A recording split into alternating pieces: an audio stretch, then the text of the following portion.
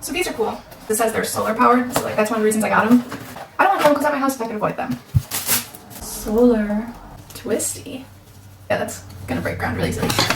2, 3, 4. So I'm gonna put these in a couple different places. There's a button.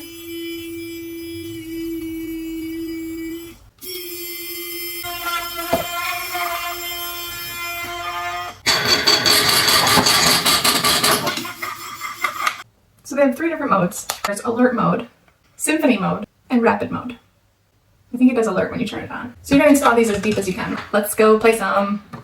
And I may be doing it early, it's winter, but like I want it all the time. I don't know, so maybe winter and spring. But maybe they're hibernating. We're doing it now. This is also a good test to see if they'll go in the ground.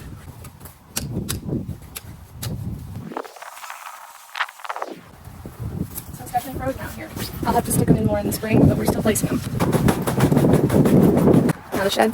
It's a little easier out here.